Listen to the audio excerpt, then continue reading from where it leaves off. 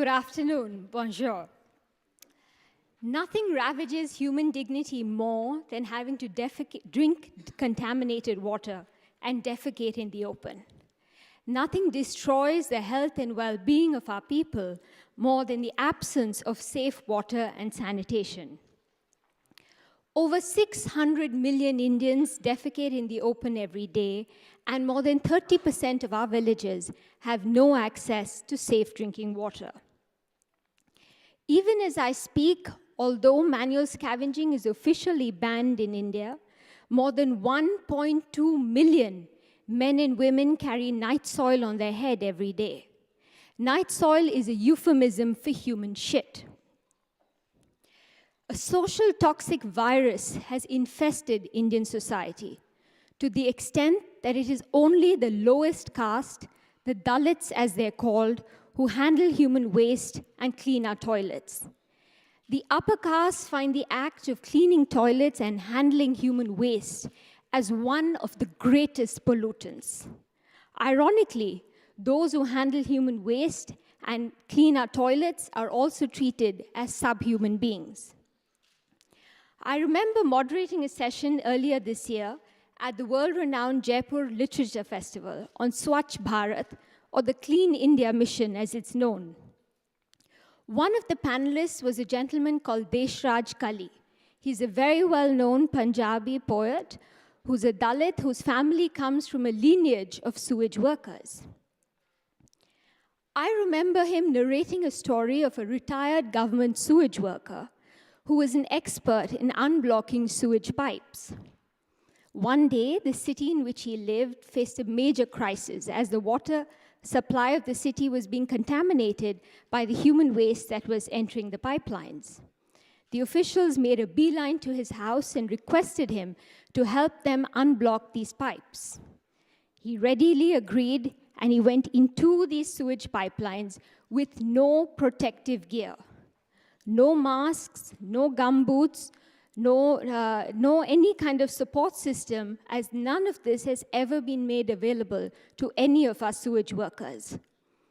As he stood there in the midst of all this muck and grime, his entire life, all the trials and tribulations that he and his family had to encounter, flashed before him. He was unable to unblock the sewage pipes. But as he was waiting there, all the deep resentment that he had, which he had bottled up inside, gave him the strength to unblock the pipes. The average lifespan of an Indian today is 70 years. But the average lifespan of these sewage workers is only 45 years.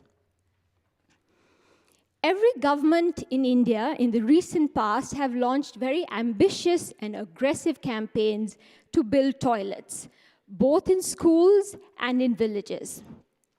But the toilets largely remain unused and open defecation still rampant. What we need is holistic planning, one which factors in the caste system, one which accepts that water and sanitation go hand in hand and that one without another is not an option. It was at this time that my NGO designed an integrated drinking water and sanitation solution, what we called Sana Surya Sujala Dhara Mariu Harita Bio Toilets. It was this model that won us the Google Impact Challenge and a grant of $500,000. Using this model, we are now working in 20 villages and 12 all-girls schools in the remote tribal areas of Andhra Pradesh. What we do is we set up a solar-powered water treatment station in every site, which produces over 1.8 million liters of clean drinking water. And we use the wastewater for flushing and washing in community biotoilets.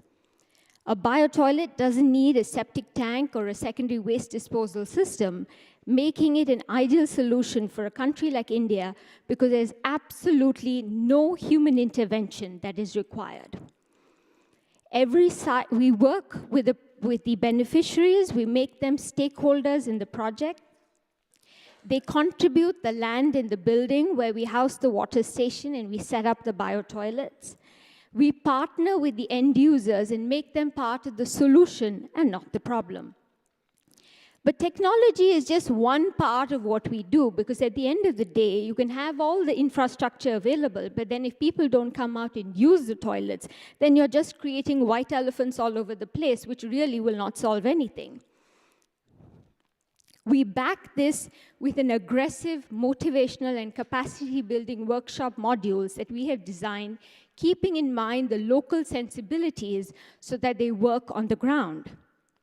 We start with what is called training the trainers, where we work with the local healthcare workers and the community leaders and talk to them about the importance of using toilets, about basic hygiene, and how this is beneficial for them and their families.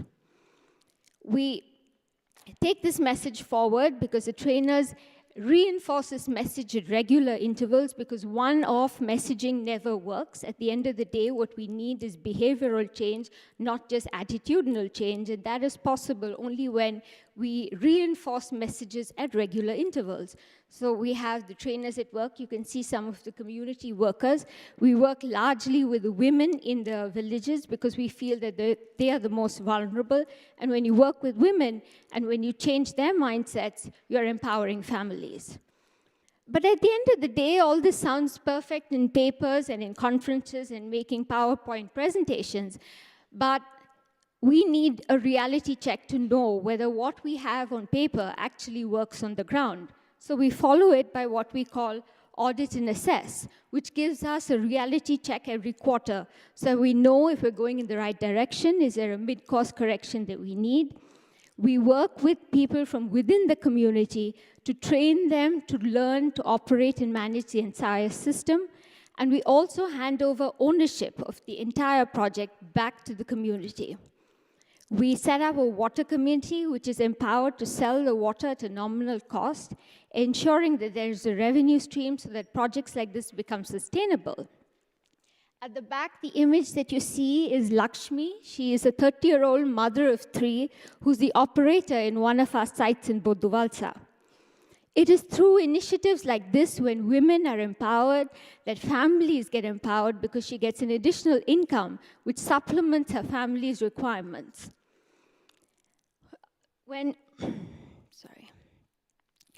But at the end of the day, we back this with our communication modules that we have designed. The reason why I'm laying out all this in such great detail is because I believe that if sustainable development goals are to be achieved, they have to be embedded in the local socio-economic reality of the geography where one functions. All communication must be aspirational and motivational. In India, we have more mobile phones than we have toilets. People have, whether they're in a tribal area, whether they're in the big city, everybody wants and dreams of a better life. And so all communication has to factor this in, otherwise we are often preaching just to the converted. We also need mainstream media to partner with us. You know, a success of a nation is not judged only on the basis of GDP.